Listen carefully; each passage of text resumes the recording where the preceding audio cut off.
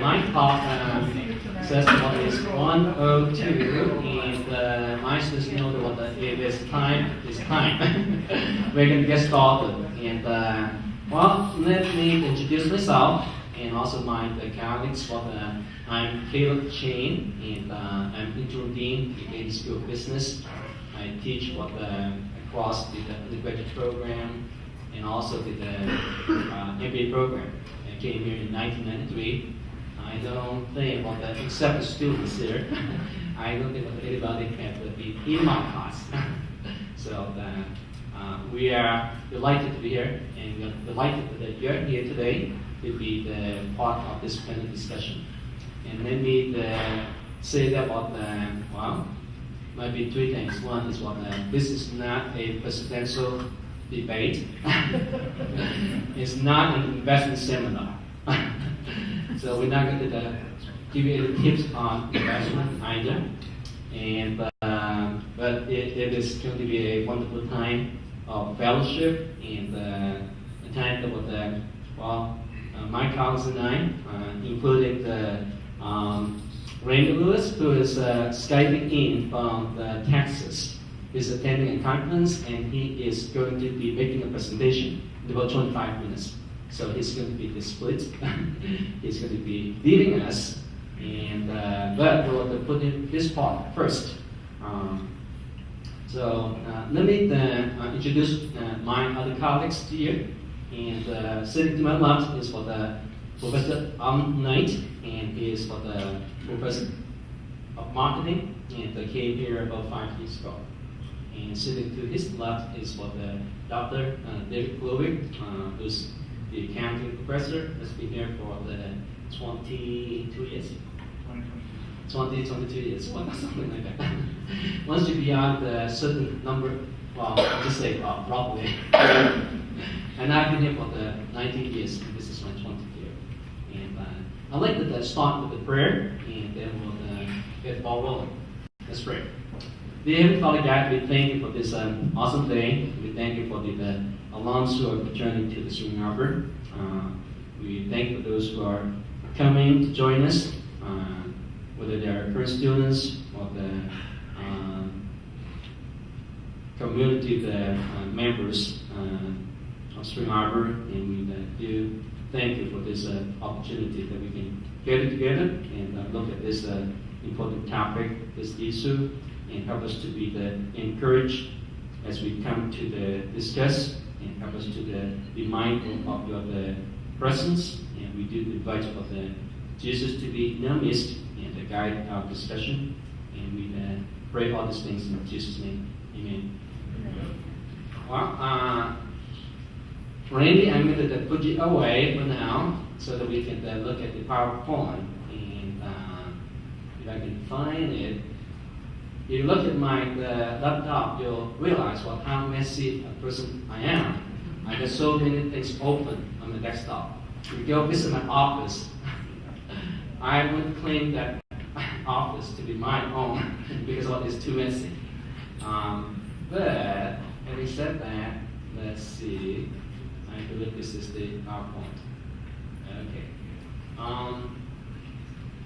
Well, the topic that I suppose that you are attracted to is a biblical response to the emerging global financial crisis. And the topic was kind of put together in June, and we kind of joke about, maybe we should cross the word emerging. Because now it's October, and we are in the middle of crisis, and we do know that. But we want to provide some background information on the financial crisis. At the same time, we want to focus more on the biblical response. We are called to be God's children. We're called to be responding biblically than what other people are acting or responding, and we also called to respond biblically. And the concept just calls us to be critical participants of the contemporary world, and as such, we are in the middle of a contemporary affair, and that we need to be responding faithfully, responsibly. And For one thing, the crisis is not just in the 17 countries where the Eurozone is what the kind of the located, and we all feel the impact of crisis. It's like going to the gas station and well, you feel the pain because of the gas prices is up. And while the crisis doesn't reflect what the deeper human issues, it's not just what the financial aspect or maybe the two countries are doing good things. The hope of we don't walk away from here trying to do finger pointing because it's not going to work. And the problem is also too big, too large for any single country to tackle. But we do have our hope. We do have a hope. And collectively, we have a response, and individually we do have something to offer. So with that said, I'm going to turn over to Randy, and he's going to give us a background, some background on what is it all about. So Randy, we turn over to you. Well, yeah, thank you, Caleb, Dr. Chan. I appreciate your introduction, and just to start out, I just want to say that welcome everyone to the seminar, and I just hope you all enjoy it. I want to start out by talking a little bit about the financial crisis. In 2007, we found that we saw many cracks begin in the financial sector. Just small cracks, and we began to see larger cracks as 2007 continued on and into 2008. And then in the fall of 2008, we began to see many cracks, big cracks in the financial sector, and that's really what it all began. There would be a potential, some people say the date would be September 18th when it all really began, on the date when several money market funds froze, and then panic began to ensue. Some people say that it was when Lehman Brothers filed for bankruptcy. Some say that it was when the credit squeeze began on consumers and businesses, and some say that it was when the $700 billion bailout plan began. But whenever it started, it was in the fall of 2008 when it really began. And the TARP bailout did take place in October of 2008.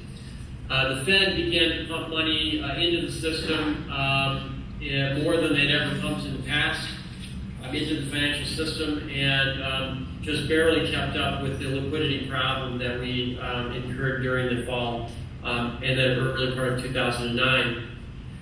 Now, in the fall of 2008 and 2009, the crisis began to spread, and many banks in Europe began to topple. That was really in the fall of 2008. We had tight credit. You couldn't get a loan. Businesses couldn't get a loan. Consumers couldn't get loans. We had decreases in demand. We had job cuts, and that led to the beginning of the recession. There were lots and lots of countries that tried to stimulate their economies in conjunction with our stimulated efforts to stimulate our economy. And then Congress passed a $787 billion economic stimulus package. And that is when General Motors filed for bankruptcy, Ford filed for bankruptcy, and then there were a lot of banks across the globe that began to cut their interest rates due to the global problems that we had in 2009. 2008, 2009. The Fed bought over $1 trillion of mortgage securities. As I said earlier, GM and Chrysler were forced into bankruptcy. The unemployment rate then rose to over 10%, and it is now dropped to 7.8% as of yesterday, but we have a lot more people out there looking for work. Actually, people who were looking for work are no longer looking for work. So that number probably would be 11% by today's standards, or by 2008 standards. Then after that, more recently, Greece began to have problems with their enormous debts that shook the world markets, and then along with Spain and Portugal, Italy, and then Ireland. Several other countries were beginning to show cracks. EU, European Union, and the IMF, the International Monetary Fund, pledged 750 billion euros to the Euro states to begin to try to pull that back together. So when we bring that today, if we bring that right up to today, what's happened is that the financial crisis has continued. Although we're out of, supposedly, I guess by the definition of recession, we're out of that recession, and now we're entering into a period of very, very slow growth with some reductions in unemployment, but pretty consistent at hovering in the 8% range of unemployment. Again, that would probably be equivalent to about 11% if the same number of workers were seeking jobs today as they were back in 2007. So that leads us to what I call the perfect storm, and what some other economists call the perfect storm, and which is leading up to the fiscal cliff, which is going to take place in just a few months. I'd like you to show that video, if you could, that I have on the slide there. Dr. Chan, will you show that video? I'll give it a try. Okay. So Nouriel Rubini is the person that we're watching. If we can get this slide, if we can get this video going.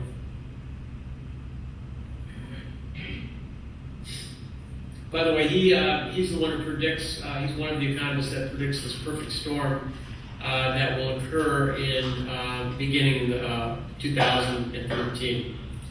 January 2013.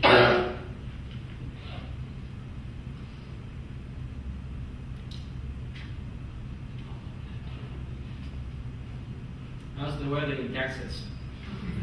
It's about 85 degrees. Very muggy.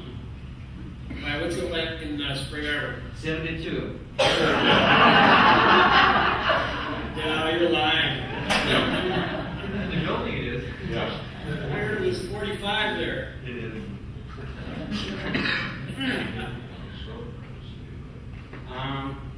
It brings up the article, but I'm not sure if the interview is here. Okay, so you can't get the video? I can give it a try. Then why did they keep talking? Okay. Well, we'll have to go to the next slide on the PowerPoint after that one, if you can do that, or I can just talk through it. So, if we look at the current and the future global challenges, these are the challenges that we face. These are the primary challenges that we face, although we face many other challenges. We have $1 trillion annual deficit that has been ensuing since 2008. $1 trillion every year. Our total debt is up to $16.3 trillion. That doesn't even include our unfunded liabilities, which some estimate, when you include those, would be actually over $100 trillion. Some say it's closer to 70 to 80 trillion. We don't know for sure. We do know it's somewhere between 60 and 110 trillion. The fiscal cliff that is going to approach in 2013, which I will explain later, and then the survival of the Eurozone and the Euro itself, the slowdown in the Chinese markets, the fact that Iran may acquire nuclear weapons within the next 6 months, the conflicts, the Muslim-Christian conflicts around the world, and then the Senkaku Islands dispute in Asia between Taiwan, China, Japan, and the Philippines. So we have lots and lots of challenges that are going to hit us in just the next 6 months. And the biggest of those, in my opinion, will be the fiscal cliff, which is our next section, which we're going to discuss. Did you get that video going yet? No? Not really. Can you Okay. explain a little bit what the... Can you give my next slide, sir? On the fiscal cliff? The slide? Yeah, the fiscal cliff. Yeah, we're there. Okay. All right. So if you go to the second slide, where it's got the two big round things, brown and light brown or gold. You see that?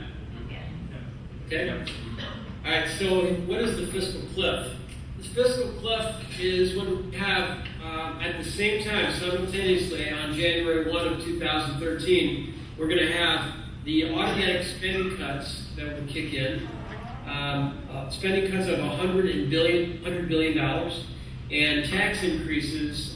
The Bush tax increases will expire, and we'll have $380 billion in tax increases that will also kick in on that very day. So a grand total of about almost $500 billion that will, which we call the fiscal cliff.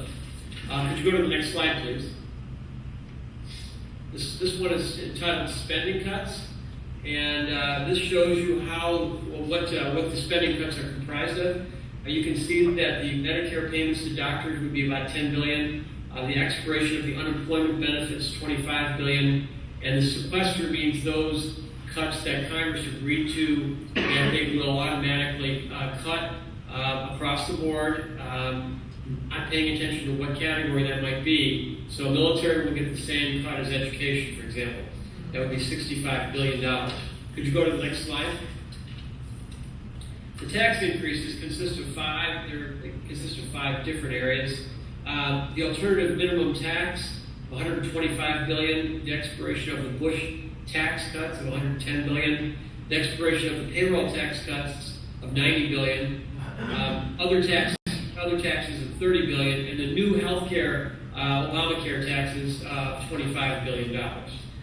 That comes to $380 billion in tax increases. Could you go to the next slide? Okay, this slide looks at dates that you should know. Again, the fiscal cliff would be on December 31 or January 1 of 2013. And Congress will be essentially lame until then. They have a lamed up period up until that period. So there's really not going to get much done between now and the end of the year. So that means that there's very, very little time for them to make any kind of agreements on the budget cuts. So the tax sequester, which are the automatic cuts, take effect on January 2nd. Presidential inauguration on January 20th. And then our debt limit will be reached sometime in February of 2013. But right after that, we have a very large semi-annual interest payment due on the U.S. Treasury debt. So we will have to increase that debt limit or expand that debt limit, take that into the future, or stand a chance on not making our semi-annual interest payments, which would be a real devastating blow to the United States. Right now we have our bond of AA. We've been downgraded from AAA to AA. I would say that if something doesn't happen during that period, we're going to see our bonds downgraded again to single A or lower. Okay, to the next slide, please. This next slide is a graph of what what will happen to growth in the economy if these things take effect. So if everything gets extended, then you see the blue line would mean that basically we'll have very, very little decrease in economic activity. If you look at the dark black line, that would be the current assumptions that some of those things will be taken care of and others will not. And then the dotted line means that everything would expire. And everything I indicated on there, that entire $480 billion, everything would expire, everything would kick in, the fiscal cliff would ensue, and you'd see a drop in GDP of up to almost 4% below what it is now, and then it would gradually pick up over the next several quarters. So that would be the worst case scenario. That would be a real blow to our economy, and the unemployment rate would just probably take off back up to 10% or higher. That's my estimate. Next slide, please. And then you can see that on this next slide, the net federal government savings are their year-to-year deficit. If you look at the kind of the peach color, I don't know what color it is on your slide there, but kind of a peach color on my slide, that is the actual deficit for that particular year. And you can see it's almost down to between 1.2 and 1.4 trillion at its worst. And the blue line means that we're actually making some progress more recently towards cutting some expenditures. So there's progress there, but we still have deficits in the trillions of dollars as we speak. And that would be the end of my presentation, Dr. Chan. So thank you, Randy. And so that I could get to the video. You wanted to summarize a little bit on Randy, you wanted to quickly summarize what the perfect storm is based on the economist forecast. The perfect storm? Mm-hmm. Yeah. Okay. Yeah, the perfect storm is just simply the fact that we've got all those things I mentioned earlier happening at the same time.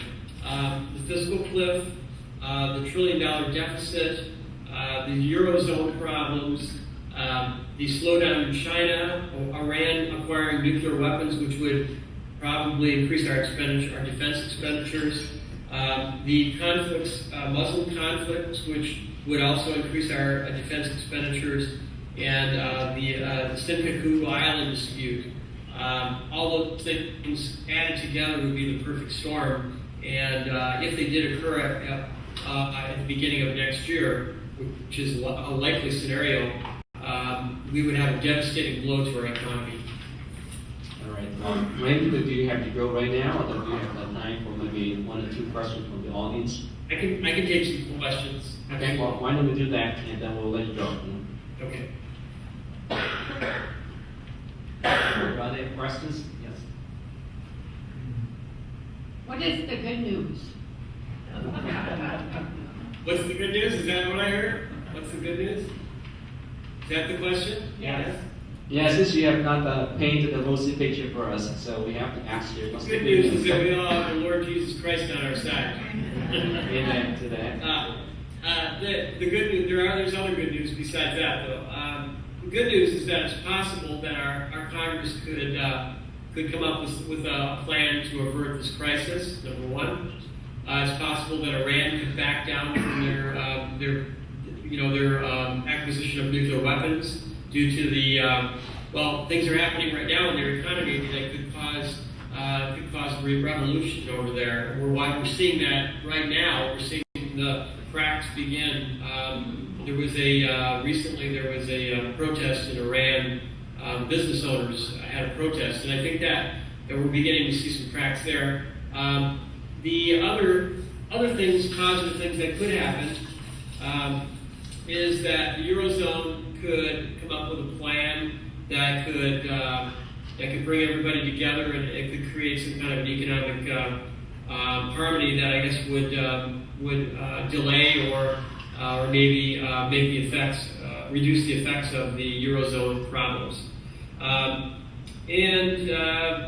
Other than that, I guess the $1 trillion deficit, the only way we're going to reduce that would be if we have Congress come together and really make some serious cuts. And if we do that, we'll have a fiscal cliff. So you have like pros and cons to that outcome. So I'm not sure that would be positive, but it would be positive long run, but not necessarily positive short run. So I guess that would be about it for the positive side. Another question? You talked about cuts. What do you see our Congress doing regarding those cuts? Would that lead to entitlements, or would you address that, please?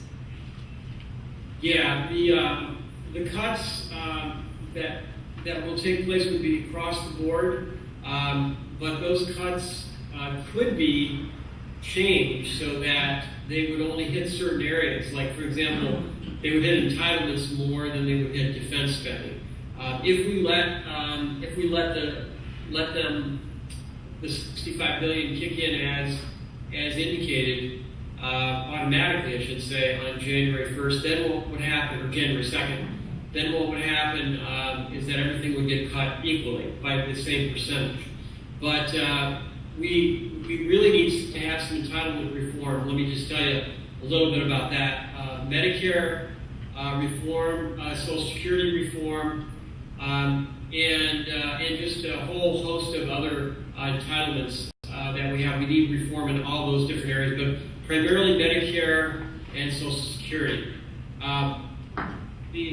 I'd have to go into a longer discussion about what we could do about Medicare and Social Security, but I think most of you kind of have an idea of some of the things they've talked about with Medicare and Social Security. One of the things with Social Security would be increasing the retirement age for people under 55 and to reduce, change that system from the current system to more of a contribution-based system.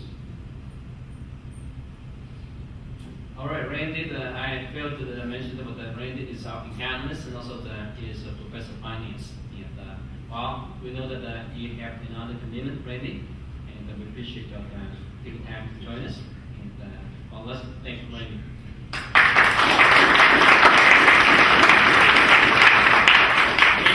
Thanks, Dr. Chen. Yeah.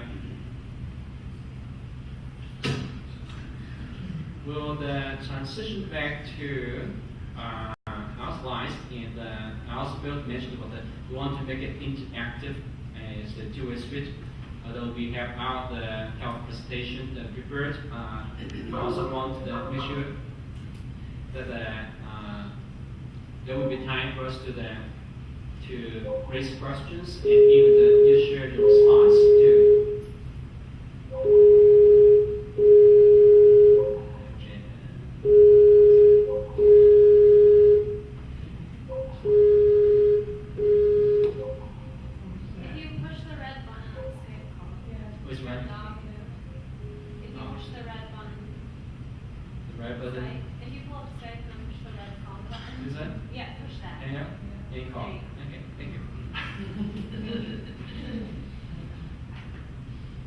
Yeah, what do you think? Excellent? Yeah. Another reason we need lots of students. That's right. Okay, well, the next part of the discussion will be on country-specific issues. Country-specific issues, and we're trying to bring that to the table some statistics that would help us to see that what's happening around the globe. And we start with the European countries, followed by the United States, home base, and then we'll talk about the Asian countries. So we'll start with Alan. Thank you, Dr. Chan. You can go to the first slide. Maybe one of the things that is interesting is in some regards, Europe gives us sort of a leading indicator of what could or might happen. If you recall, Randy specified that if the perfect storm occurred, we could see a reduction in our gross domestic product of up to 4%. This first slide is an estimate that was done back in June of some gross domestic product estimates for various countries in Europe. And I know it might be a little bit small to read. However, based on the size of the European countries listed here, that size is based on their gross domestic product relative to each other. So maybe that'll help you. In the next 2 or 3 slides, you'll see that. So you can get a sense of the size of the specific issues. Notice the large, on the far right side, there's 6 countries listed there. Actually, let's make that 8 countries. And the top 3, Germany, Ireland, and France, all are indicating they will have net GDP growth rates in 2012. Well, what does that mean? It means you have a growing economy. Generally, things are getting better, right? In the case of the bottom 4 countries, those are all negative growth rates. From Spain, with a reduction of almost 2%, that is 1.8%, to Greece, which is suggesting as of June that their decline in GDP will be 4.8%. So I don't know if you remember me mentioning 4% a while ago, or Randy, and me reiterating that for the expectation of the global cliff here in the United States. Greece is already there. In fact, Greece's reduction in GDP will probably be greater than that. The challenge is then that the countries involved are trying to curb spending. They already have weakened economies, and their debt is increasing. And what that leads us to is a further challenge to the banks in these various countries. One of the things that was news to me is that the banks are actually larger in terms of their loan portfolios than the GDP of their respective countries. That's kind of interesting. So notice the change in the size of those nations. And remember, the change indicates the relative size to the other nations in terms of the various things that we're measuring. In this case, notice that Germany's loan portfolio is over 4.5 trillion euros. And as we can see with GDP, they're growing in GDP. The other nations, like Greece and Spain, Italy, and Portugal, that are declining, also have very large banks, very large assets in those banks, but there's a troubling sign ahead. And if you see the charts on the right-hand side, those smaller charts, again, don't worry about the numbers so much. Where my big red arrow was pointing to is the ratio of bad loans to assets at these banks. Remember, we just said we have banks with large asset bases, but they also have large, dangerous loans, if you will, or bad loans, as a percent of their overall assets. Spain is approaching 8%. Italy close to 8%. Greece is approaching 12% in weak or bad loans. What that suggests is further contraction as those loans go bad, or the banks have to increase their capital in order to support those bad loans. And so those things are concerning to depositors, to other countries that have invested in these banks. Thirdly is the overall high debt rate reflected in these countries. Notice again how this ratio of the size of these countries has changed. Germany, which has the largest economy, interestingly enough, has the smallest debt ratio. I think most of us have read some would expect that, but notice Portugal's debt ratio is the relative size of their GDP. They're at 112% debt ratio to gross domestic product. Greece is at 53%.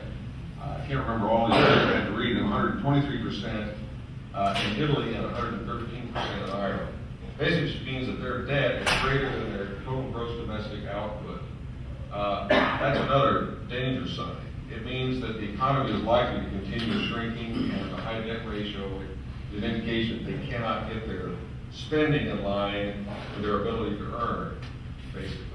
Think about that from the standpoint of our own personal pocketbooks. Sometimes we'd like to think that somehow sovereign nations can live outside the same strictures that we have to as families or companies or nonprofit organizations or churches. The bottom line is, as we spend more money than we take in ultimately, the birds do come home to roost, okay, as my father would have told me. Part of the challenge then that leads to additional uncertainty in these economies is the high unemployment. And this last slide, we're talking about in terms of Europe, and the maps is the ratio of unemployment. And actually these numbers are low. These numbers were captured in June of this year, and Greece's unemployment is again higher than the 21.9% indicated here. Spain is well over 25% unemployment. Portugal is at 15%. Some of these numbers are much higher than the United States was experiencing in the Great Depression, to give you some sense of the ratio that we're talking about here in terms of unemployment. And what do we know unemployment leads to? People who are out of work, people need to then be concerned about providing for family. These kinds of uncertainties lead to social unrest. And then what happens with social unrest? We begin to see political deterioration in the countries. So, as we might expect, and I think Randy covered some of this information about bailout monies that have been provided, most of the bailout monies going into the European countries who needed bailouts were coming from other countries in Europe.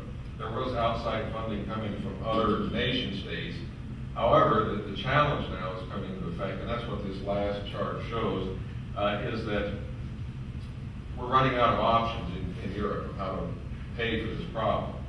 I don't know if you just saw the news, I think day before yesterday, Merkel from Germany is going to Greece. She's not particularly welcome there right now because Germany has been saying to Greece, just like we would say to, and this is the way the Greeks are looking at it, like we as parents would say to an errant child, we're getting ready to cut back on your allowance, oh, wait a minute, Mom and Dad, well, what does that do for independent nation states?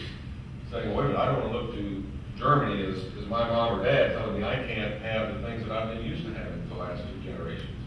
And those of us who've been around long enough and remember World War II and so on, there's things that are going on deeper here culturally than just mere financial ramifications. There's cultural ramifications that are going on.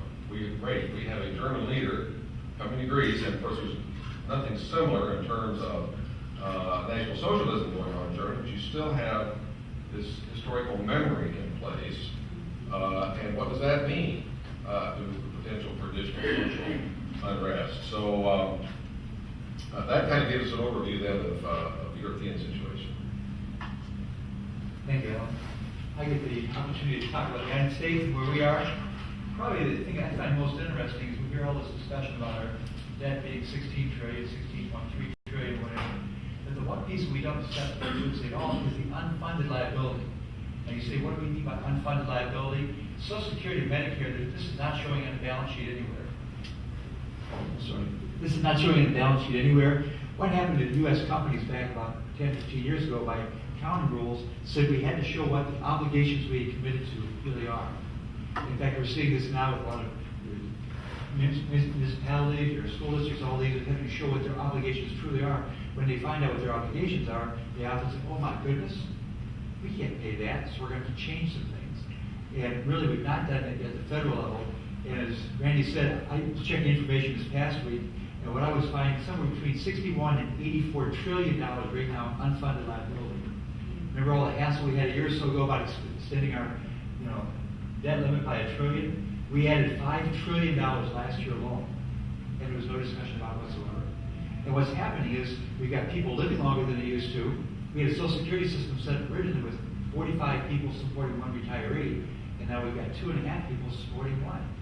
So people are living longer, and we have less people putting into the system. It's not a real good situation. Obviously, we have the situation with Medicare also.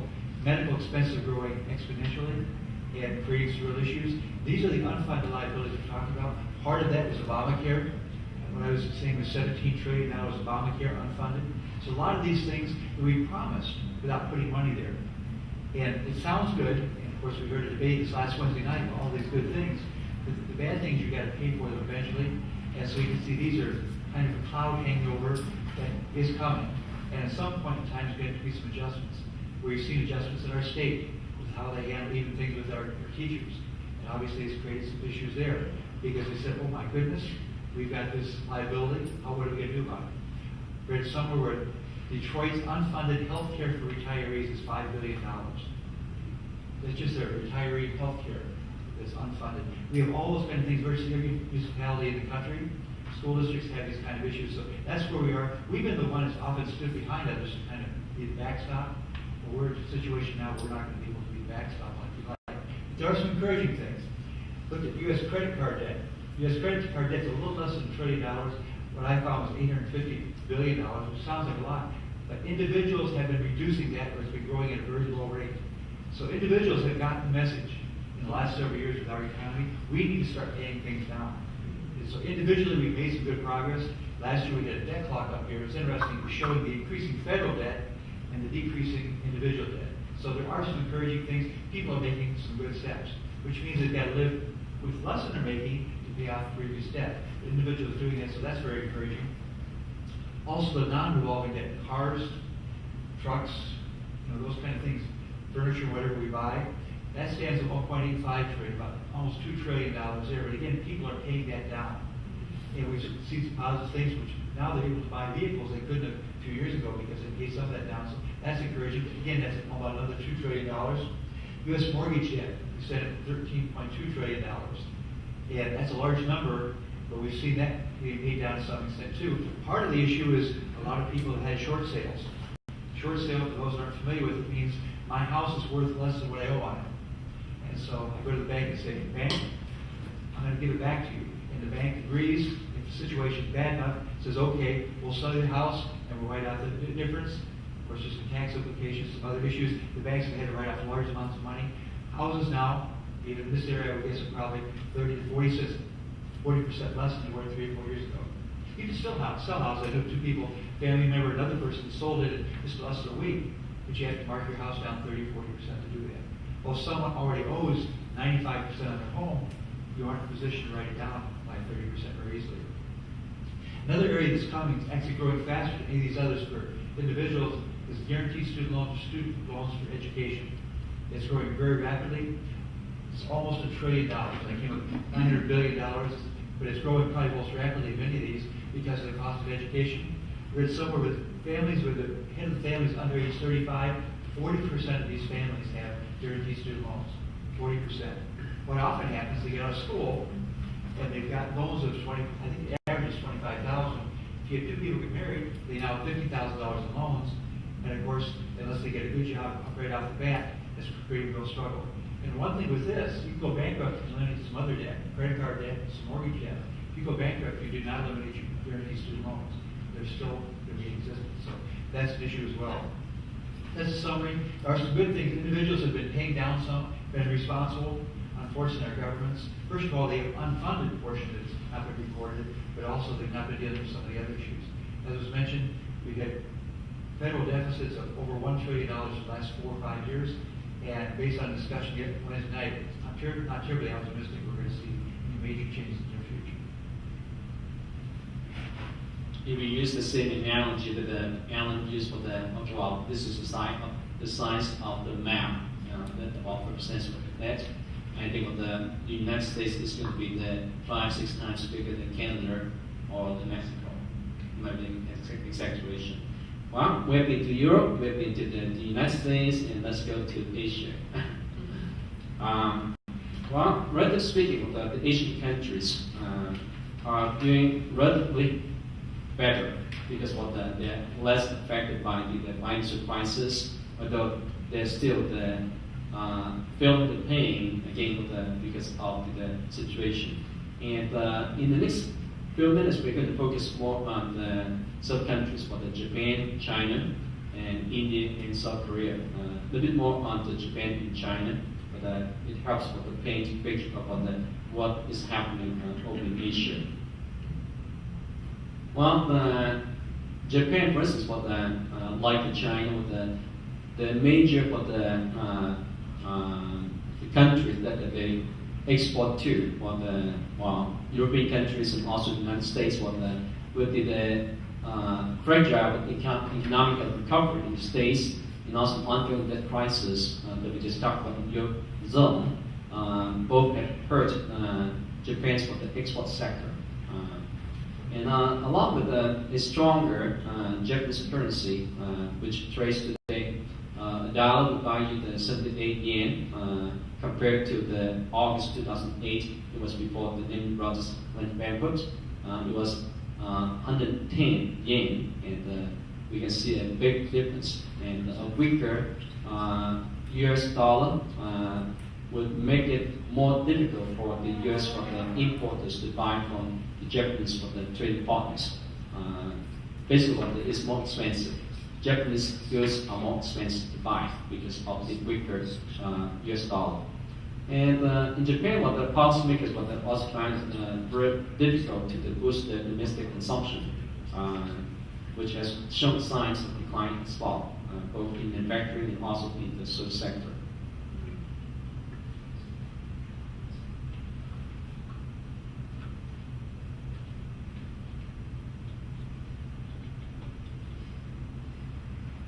I think I have mixed up my slides. So let's see.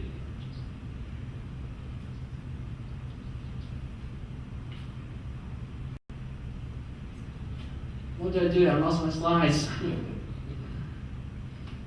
Well, maybe I talk a little bit about China, unless I find my slides. I know what I did with them. Dale, before you go on, did Japan have over, I can't remember, $1 trillion of loss from the tragic earthquake? The tsunami, yeah, is huge. And the recovery, and the part of the recovery actually helps the economy, the local economy, because of the creates jobs. Is there any dollar amount assigned to that loss? I have no clue. Yeah, it's huge. But Japan, what is building the thing. What the China, what the I wish I could find them. I don't know what I did with that. But China, what the is experiencing slowdown in the economic growth, and China has experienced what the double-digit growth in the GDP for quite some time, and what in more recent years, what it got drilled down to say that maybe the 10% or the 9.8, 9.5% is still a huge growth compared to the other countries. But China has a huge population, and about 800 million of the population of 1.3 billion of they are engaged in the workforce. And so China has huge potential, but still what they are experiencing the effect of the financial crisis, largely because of China also exports to the European countries as well as the US. And the yen, which has been inflated in value, just like Japan, has caused the Chinese goods and products to be more expensive. On the other hand, the unemployment rate has been very steady, about 4%.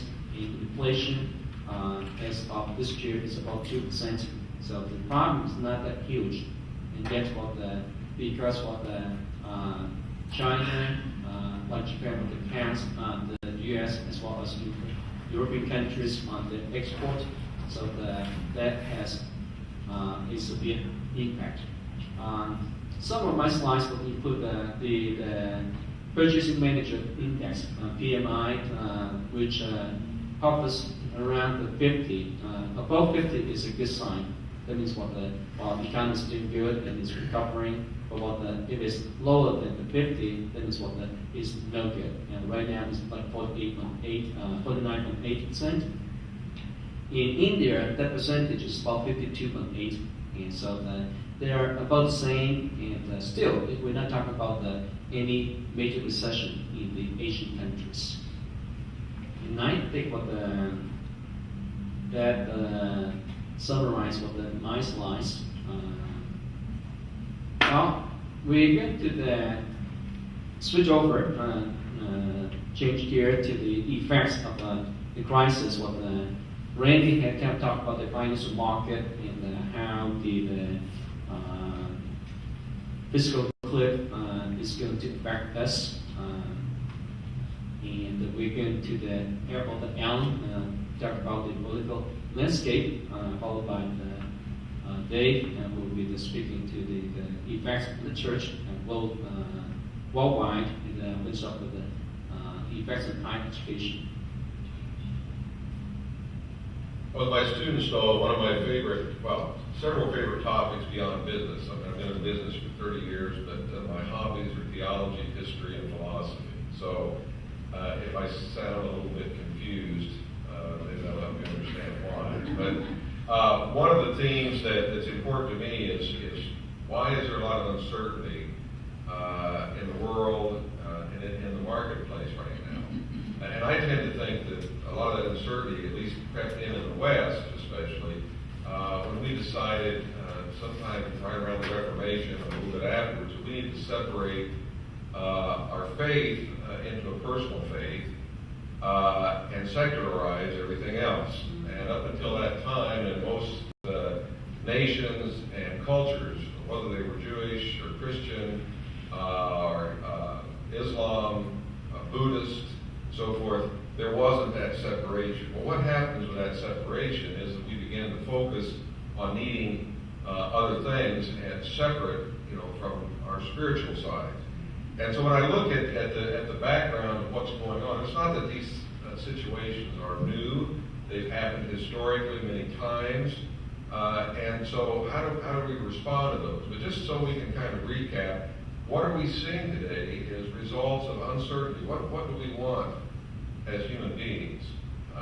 And in that, when we have a state of uncertainty, if we focus mostly on our financial well-being, and those things become uncertain, then we begin to react in ways that we could expect. For example, if you follow what's going on in Europe, you see great great political unrest occurring now in Greece, Spain, a little bit less degree in Portugal. What are the protests over here? Over jobs, concern, even rage over the loss of pensions and health care, and response of the sovereign governments are, well, the way we're going to get our ways out of this is we're going to have huge increases in taxes. And I don't know if you, I thought it was very amusing when France announced their increase on the incremental tax rate to 75%. The next day, the headlines came out with a number of French people who were prepared to move to Belgium who were over-taxed, right?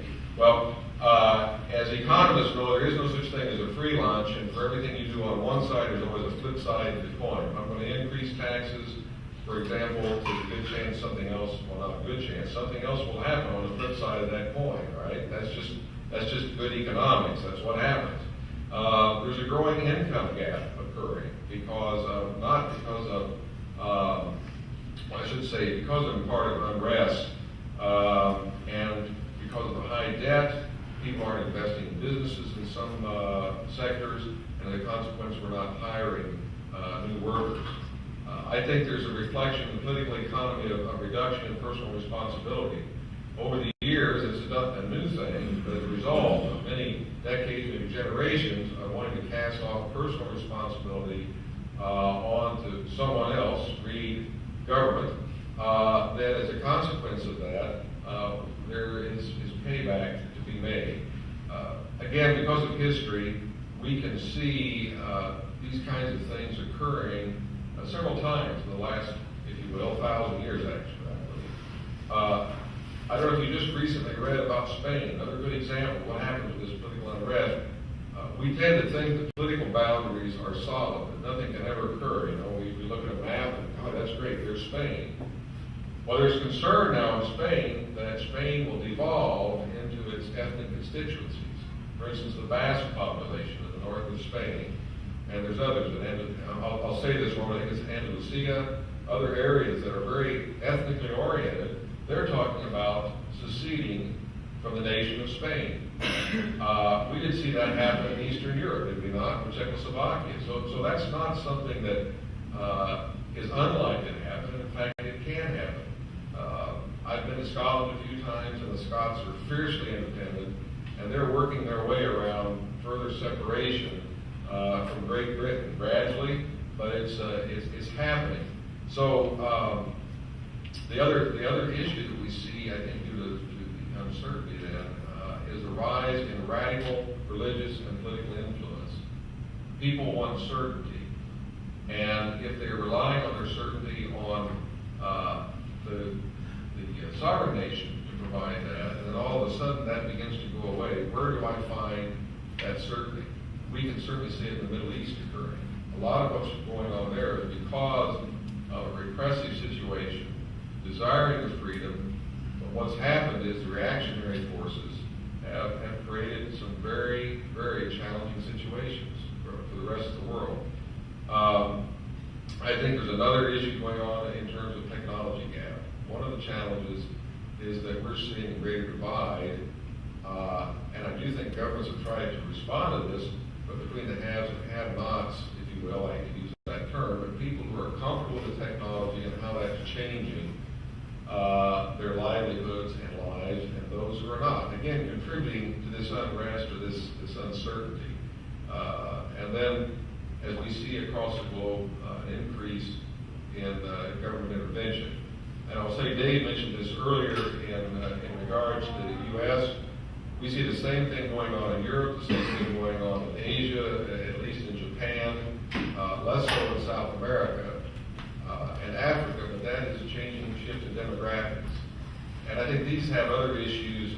This issue is a result of our attitude towards life in general, but also the reduction in the size of families. There are socioeconomic reasons for that. But what's happening is there's fewer and fewer young people. In fact, the trajectory for some population growth in countries like Russia and Italy, less so in Germany, if the trajectory continues, and we know that the trajectory has changed, but we will see a population of zero in about 90 to 100 years. And their birth rate is not such that it will sustain the country's population. The only reason those countries' populations show any increase primarily because of immigration or people that are moving from primarily the Middle East and North Africa into those countries to replace labor needs that aren't available, because there's no labor available in the private sector. So, yes. In terms of the immediate issues going on, how important or how much of a factor was the creation of the Eurozone in exacerbating this whole situation? Would they be better able to deal with their individual issues and individual currencies and systems? I think that's the question they're trying to wrestle with right now, and I'm not sure that I would know enough to answer, and I could probably ask more questions about it. I think the issue was this European Union goes back visually from a vision standpoint after World War II. How do we make sure that we can be more strongly united in economic measures and commercial measures, and from that then group can we tie together more closely in political measures? And they look in some regards to the United States. In the United States, when I was going to school, it was a melting pot. I mean, we were really proud of the fact that people came from practically every nation in the world. They came here, they could work hard, and they could accomplish something. They became part of the greater, if you will, American community, but still there was respect for their heritage. And I think Europe thought that might be a possibility, that they could come together politically, but the European history is such that I think the ethnic and cultural differences are so deep. For instance, just the Catholic and Protestant divide in some cases, it's still very strong. And I think that it's different with the whole saying, can we recreate the success of America in Europe to some degree? We just start with saying, let's have a common currency. But that union developed totally in a different manner. So I think it's just held together primarily by the will of a few politicians, if you look at the overall structure of that, as opposed to the idea of democracy here that says power devolves to the people. I don't know if that's a good answer for you, but that's how I have it. One comment I would add, and I would say that had they not had that, they would let Greece probably fall some time ago. Greece may well fall before they get done anyways, but it's caused a desire for them to try to kind of hold Greece up, or any of the various countries, that you wouldn't have had otherwise. People are interested in holding themselves up in an independent situation. I don't know. Right. You would think so. I was over there a couple of years ago, and they have a unique situation. If you work for the government, they can never lay you off. If they have too many people in one place and not enough in another place, they cannot make you move, and you will always have. And with that kind of, our church director is actually from that area to explain some of these things. How does that really work? Well, it doesn't. We were in a museum about the size of this room. They had 4 employees, which is far more than they needed. And they were going to strike that day, so they weren't doing anything anyway. But it didn't be laid off. And they had just enacted a value-added tax, which is like a national sales tax, went up to 23%. They wanted to make sure people would pay the income tax on top of that. So in order to get income tax, you're basically what we call a standard deduction. You would have to turn in receipts showing you purchased things. The reason they wanted you to do that was because people would do everything under the table. Sure. And you say, I want to buy this for $8, fine. Or I want a receipt, it'll be $130. Because they know it's going to be different figures. So they're trying to accomplish that. And they have certain groups they do not tax at all. They have gypsies over there, they don't tax at all. They give them a lot of, vehicles and things don't tax at all because they just figure they're not going to pay. They have some unique, environmental situations over there. And I think it's at the point now where they just can't afford it. But that was my observation, having been there a couple of weeks and seeing what they're doing. How does this even work? And obviously that's what we're seeing. You give the microphone. Next. Okay, thank you. The question is, what's the impact on the church? One of the issues I've looked at is debt affects everybody. And of course, our church is made up of the individuals in that church. One of the things I look at is we've got a real difficult with OPM. OPM, we look at being a drug. I look at other people's money. And we have the same kind of things. Those euphemisms, if you will. Other people's money. But we've got the issue where people are borrowing money and they don't want to pay it back. When people borrow money, then they say, oh, I can't give my tithes or offerings because I've got a commitment to make. Really what it is people have already made a decision that affects future actions. One of the things that's happened that affects the church and affects our outreach is the fact that 11 out of 12 divorces in the first 5 years, those finances are the key reason. 92% in the first 5 years. Now, if we had any illness that was caused that consistently, we would certainly say, oh my goodness, we've got to deal with it. and yet we haven't dealt with the fact. One of the biggest issues I've already mentioned previously, some of the first debt that students get is when they come to school, and they get all these loans. We've gotten used to the fact of taking out loans, and all these issues start affecting the choices they make, because they may want to give or do other things, service, but they aren't free to do that because they've already made these other commitments. So I think I'm going to tie it to, first of all, if people do this, take on a lot of debt, then they have less money for church or to give to missions or outreach, because they just don't have the dollars available that they previously committed. One thing I do want to mention, borrowing is not a sin, but it just limits what we can do. It creates a lot of anxiety. The passage I want to read is Matthew 6, 25, 20, 31, 34. It says, therefore I say to you, do not be anxious for your life, what you shall eat or what you shall drink, or what your body, what you shall put on. Your body is more than raiment. And verse 28 says, why are you anxious? Verse 31 says, therefore, do not be anxious. Verse 34, be therefore not anxious. Why did he say it 4 times? Because obviously, when people have a lot of debt, it creates a lot of anxiety. And one of the worst things in our society is the anxiety we have from all of the debt we've taken on. So we have to be careful. We take on too much debt, often indicates our lack of trust in God. We say, God, will you help me with this? In the back of our mind, we think, but if you don't, I've got credit cards that we can take care of it. And so we're really thinking of ourselves being the solution rather than God being the solution. And also, because of that, debt often replaces our need for God. Because as I've already mentioned, we use other things to replace that. We're also presuming on the future. James 4:13-14. I know I'm mentioning a number of scriptures. Whether you realize there's more said about money in the scripture than any other topic, including the second coming. Not that those aren't important. But chapter 4, verse 13-14 says, come now, you that say, today or tomorrow we would go into such a city and continue there a year and buy and sell and get gain. Whereas you do not know what will be for the next day. For what is your life? It is even a vapor that appears for a little time and vanishes away. Often we presume on the future. Doesn't mean we shouldn't plan because God tells us to plan. But we can presume on the future and obviously cause some real issues as well. And the other thing that happens with easy credit affects our churches and each one of us. Easy credit can create a me-first attitude. We're not depending on God, we're depending on ourselves. And I think that's really a challenge. Later on, we'll be talking about the biblical response. But I think what's happened with a lot of these things, our giving patterns within our churches are much less than they used to be. If these continue without change, we're going to have some real issues with our churches. Because the giving level is not 10% per family. It's much less. I know of people, that are enough financial counseling people making good incomes. They give $20 a week and think they're doing well. I'm thinking, my goodness, your house payment's $1,200.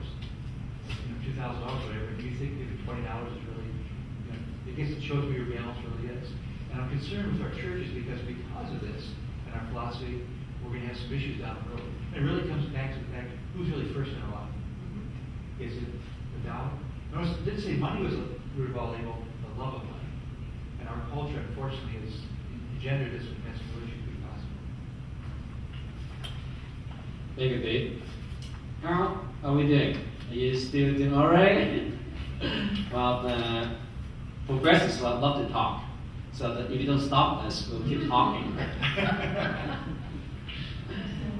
Okay, well, our plan is to finish up around 2:30, so that it won't be too much longer, but feel free to get up if you need to then use the back room or get something to drink, and there's punch and cookies, and it won't bother us at all, and we're so used to that. Well, because we are Spring Arbor University, and as we talked about the financial crisis and its effects, we should also look at what the effects on higher education. And I think we have already experienced it, especially what the students, among us, who are still in school, and the government, the funding has always been filled, and it has been cut and cut and cut. And now the impact on the higher education is the pressure to demonstrate the greater relevance to, and also better value for the individuals in society. And there's accountability built in, which is a good thing. And we don't just want to get money from the government and not produce it themselves. That would be beneficial to the society and also individuals. And the second part is the continuing shift to the knowledge-based economy. and the rising demand for and the cost of higher education occurring at the same time that many governments face serious financial strain.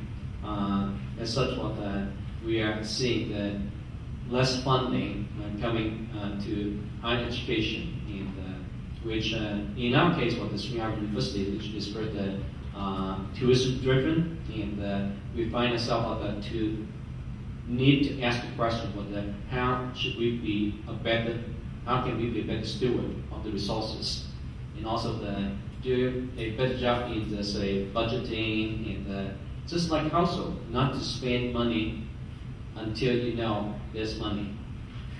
Yeah. So the third point for the many of these challenges were the manifested for the decades ago, and it's nothing is new, but what the convergence of these factors what associated with the economic reality has actually intensified the impact on us. The last one is for the higher education, what really needs to do more with less. And Spring Arbor is going through that phase, pretty much what we are asking ourselves what can we do more, and with the limited resources, and to be a good steward, one, and also we don't want to just pass, say, the burden on to the students. For instance, if say that we increase the tuition 100% because we're not getting more funding from elsewhere, and our faculty and staff needs to be paid. So the easiest way now is we have our students bear the burden, but it's not going to work.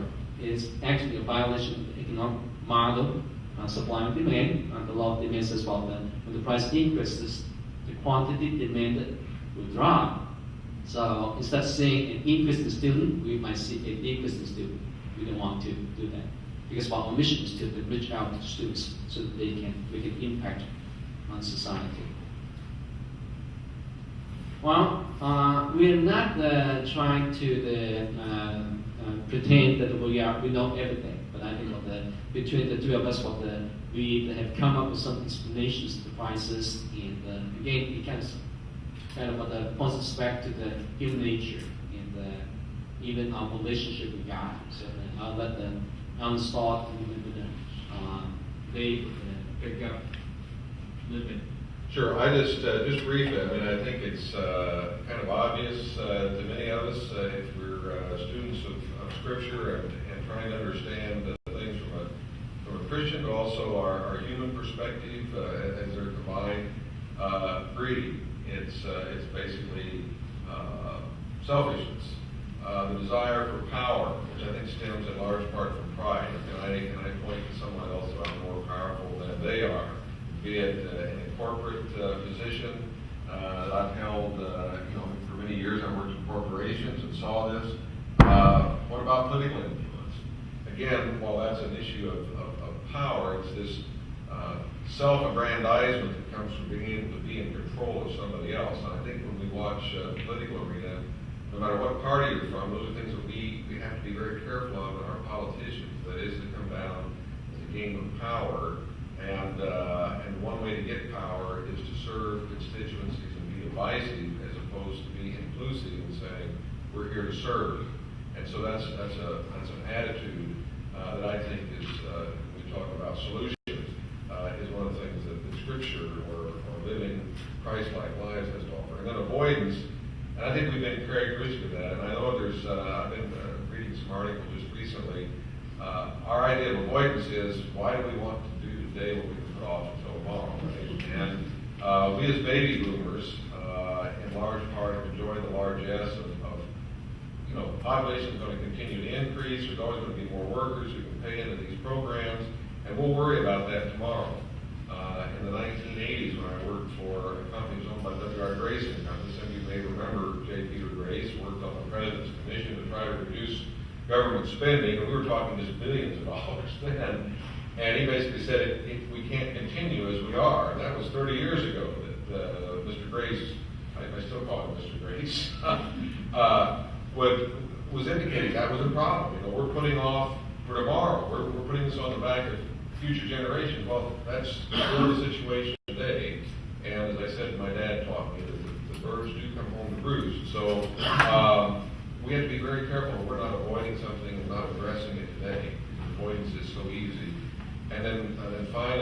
whole worldview. I've been personally concerned, not that I can do much about it other than maybe one student at a time, one person at a time, asking them to think broader thoughts rather than to think about this separation of, I've got my church experience on Mondays and Wednesdays and a few times in chapel.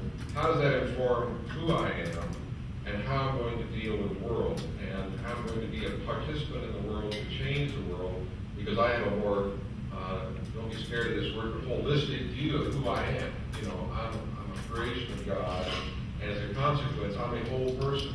I'm a physical person, I have material needs, but I'm a spiritual person. And I'm not going to separate those two. I'm going to learn how to knit those back together. And that's one of the things I know that in the business school, we as professors, you know, we really strive to do that, to help the students. And I would encourage you to think about that. You know, how can we all go about not compartmentalizing our lives, but bringing that back together? And so I think that separation has been part of the issue. Thank you. Biblical response, I thought, we can't take care of the whole country ourselves, but each of us can respond ourselves. First thing I looked at that gives some direction is Proverbs 3, 5, and 6. It says, trust the Lord with all your heart and lean not unto your own understanding, and all your ways acknowledge him to direct your paths. So the first thing we realize, the wisdom doesn't come from man. The wisest people still have a lot of issues. When we think man's going to have a solution, we always have some issues. But also, we can look back at what it says in Psalm 24. It says, Psalm 24, verse 1, the earth is the Lord's and the fullness thereof, the world and all they dwell therein. Look at the fact that we need, first of all, the challenge is transfer all ownership of everything we have to God. God asks us to be stewards. Just like a banker is a steward for us, if we put money in the bank and went back another month later and said, I'd like my money back. I enjoyed your money so much I went to a nice trip. Well, the guy or gal will go to jail. Yeah, we do the same thing with what God's given us, don't we? God, I appreciate what you've given us, but you know, I'm going to use it my way, and I might throw you some crumbs. And really, it doesn't mean we give everything to God, but we need to realize, how would God have me spend my money? Transferring ownership, it also takes care of a lot of challenges. And when I was first challenged to do that years ago, Larry Burkett, some of you may be familiar with him, he said, you know, it's kind of nice if I transfer ownership of my car to God. God wants to get it wrecked. It's his car, he can wreck it. But it's not my car to worry about. And it doesn't mean that we go out and intentionally destroy things. We realize that really everything we have is God's. It should be. And when it's not, isn't that when the problem is to be a real issue? Watch a number of grandchildren. When they get something in your hand, they just hold it, they will let it go. Aren't we like that sometimes as adults? It's mine. You know, no one's going to have this. Well, maybe there's some ways we could be using whatever that is to help other people. Maybe it could be having someone at home, entertaining, a lot of different things. Maybe picking someone up on the way to church. There's a lot of things we can use our resources. If we look at it as God's, not ours. If we look at it as ours, well, that person might mess up my car. I have a person I take to church and the car has a certain aroma after he gets out of it because of one of the habits he's involved in. Well, it could be easy to say, I don't want to pick this person up anymore because my car's going to smell like smoke. But no, it's God's car. And if I look at it as God's car, then I look at it differently. So first thing I say is transfer ownership to God. Then we need to be careful we budget, make good plans. If we don't make plans, we're going to have some issues. In Luke 14, we'll read that passage. You talk about the person who started to build a tower, did not sit down first, caused an embarrassment. So one benefit of budgeting is we can reduce our embarrassment of saying, oh my goodness, I had some real issues because I didn't do what I was supposed to. Also, Proverbs 27, we can see some other passages, 27 to 23. Again, I'm using a number of scriptures, but I find Scripture gives us some consistency. If we just check what the world says, guess what? The polls this last week are different than they were 2 weeks ago, and they're probably different on November 6th, or whatever date the election is. So it's changed every day. God's word is pretty consistent. It's kind of nice to have something that's stable, because if it doesn't, it's going to have some real issues. Proverbs 27:23 says, be thou diligent to know the state of thy flocks, so the wells of thy herds. Most of us don't have flocks of herds, but we should know what's going on in our own finances. So I think it's important to do some budgeting, some planning, to know the state of our finances. I know some people say, I don't want to know because it just be too upsetting. Well, it's not going to help not knowing. I just talked to a family member this day has a good friend that owes a bill and they're afraid to call because if I call them, they're just going to be upset with me, so I'll just ignore them. Well, ignoring things don't get any better. I think as Christians we need to accept responsibility as best we can and try to address. Isn't that part of being a Christian, a person of integrity? Also, one of the things that's hard, in Proverbs 22:7 says, the borrower's servants will lender. We fought a war 140, 150 years ago over slavery. We have slavery today. It's self-induced. If someone goes out and buys something and they're committed to $200 a month for the next 5 years, that means X number of hours every month first goes to that party they have to pay back. And it doesn't mean we should never have debt, but if that debt was minimized, wouldn't it make a big difference? I've never heard someone that got out of debt and said, boy, I wish I got back in debt, it'd be so much better. And yet we see people do that on a regular basis. Illustration, I was amazed. We went to Philadelphia this past summer with another couple, and I didn't realize this was the case. Went to the Constitution Hall, they were doing a little speech there, and they said, well, everybody stand up. There's about 85 or 90 people there. They said, okay, we're going to see which of you would be able to vote if this was back when they set up our Constitution back 200 some years ago. First of all, anyone under age 21 sit down. First, a number of people sat down. Any women sat down. Women had sat down. Any people of color. The one that really amazed me is anybody that owes a debt on their home sit down. We got done, there was two of us left. Other couple, and the other guy and myself, the only two were still standing out of 80 or 90 people. And isn't it kind of shocking? Back at that time, they thought you couldn't vote if you voted on your house. I'm so not suggesting we go back there, but it doesn't show what we've come as a nation. A lot of things we've done have been very positive, but some of these things maybe we've created some other issues as well. One of the things with this is trying to build a 3 to 6 months reserve of cash, because with doing that, problems still happen. You're going to have car problems, you're going to have issues, health issues, but either we have a way to take care of it, or we've got lean on credit. Lean on credit could create some other issues. People have 3 to 6 months. In fact, in this economy, I would encourage probably 6 to 9 months. As we have more of a reserve, we can withstand things better. Or if we've got things paid down, and we see immediate emissions, or something else comes up, we're setting money aside for our next vehicle, but why don't we take the money we've been set aside this month and give it to whatever? Because we're free, we don't have to make that payment. The bank would give us that choice. But if we've already got our car paid off and we're setting aside, we can meet that need if someone in our church would really make a difference. And we'd be able to do that as well. And then also, trying to make sure we can perceive evil. Proverbs 27:12, another verse that says, a prudent man foresees the evil and hides himself, but the simple pass on and are punished. And if we don't see the need, and we don't plan ahead of time, it says we're going to be simple. And we're not very well thought out, but we can face some issues. Now, a lot of these things can't be done immediately, but I think we move that direction. It's going to make a big difference. One of the verses I want to give is Proverbs 28:22. He that hastens to be rich hath an evil eye, and considereth not that poverty will come upon him. I could go on this. Our state has a number of situations. If you watch TV, guess what? You can come to this casino and you can be rich. How many of those people, even if they do hit it, 5 years from now are better off? In fact, the illustration of that, a pro athlete, as I understand, 85% within 2 years of retiring are either divorced or bankrupt. Because they've been used to a very high level of income. And it stops. And they didn't learn how to be a good steward. I think the challenge for us as Christians is to use our money carefully, realize it's God's money. Every time you buy something, what would God have you do? If we ask what God would have you do, and if He wants you to do it, great. But man, I would sure like to do whatever. Is that what God wants me to have? And if we look at it that way, I think we'll find a big difference, a lot of peace about these issues. We may not be able to control our country, but we control ourselves. When Iceland went bankrupt a few years ago, those that were debt-free rode out the problem much better than those that had a lot of debt. If we can keep our debt to a minimum, each of us paying out what we can, it gets to the point where we're debt-free, doesn't mean no problems will happen. We'll have a much greater peace about it. So I think it's biblical responsibility. Anyways, this is what I can. Oh, sure. I would just add to that. That I encourage the students in all my classes to do is get familiar with a document called Principles for Those in Business, and it was penned by a group of Christian business executives, about 40 actually, that worked together in a committee to formulate this document. And I think it's a great way for our students to find themselves immersed in text, but then making a transition. What do I do when I get out into the business world? And not everybody's as familiar.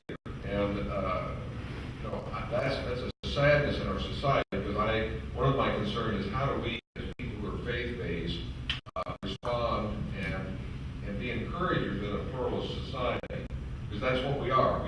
We should be salt and light.